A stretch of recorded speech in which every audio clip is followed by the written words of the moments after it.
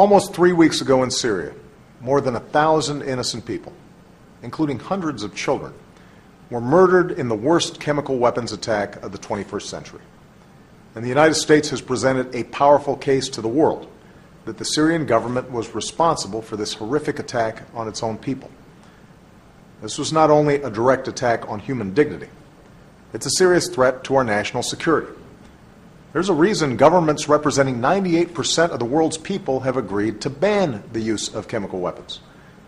Not only because they cause death and destruction in the most indiscriminate and inhumane way possible, but because they can also fall into the hands of terrorist groups who wish to do us harm. That's why last weekend I announced that, as Commander-in-Chief, I decided that the United States should take military action against the Syrian regime. This is not a decision I made lightly. Deciding to use military force is the most solemn decision we can make as a nation. As the leader of the world's oldest constitutional democracy, I also know that our country will be stronger if we act together, and our actions will be more effective. That's why I asked members of Congress to debate this issue and vote on authorizing the use of force. What we're not talking about is an open-ended intervention. This would not be another Iraq or Afghanistan. There would be no American boots on the ground. Any action we take would be limited, both in time and scope, designed to deter the Syrian government from gassing its own people again and degrade its ability to do so. I know that the American people are weary after a decade of war, even as the war in Iraq has ended and the war in Afghanistan is winding down. That's why we're not putting our troops in the middle of somebody else's war.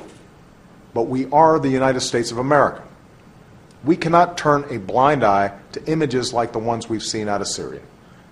Failing to respond to this outrageous attack would increase the risk that chemical weapons could be used again, that they would fall into the hands of terrorists who might use them against us, and it would send a horrible signal to other nations that there would be no consequences for their use of these weapons, all of which would pose a serious threat to our national security.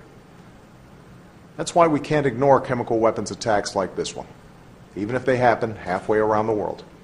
And that's why I call on members of Congress from both parties to come together and stand up for the kind of world we want to live in, the kind of world we want to leave our children and future generations. Thank you.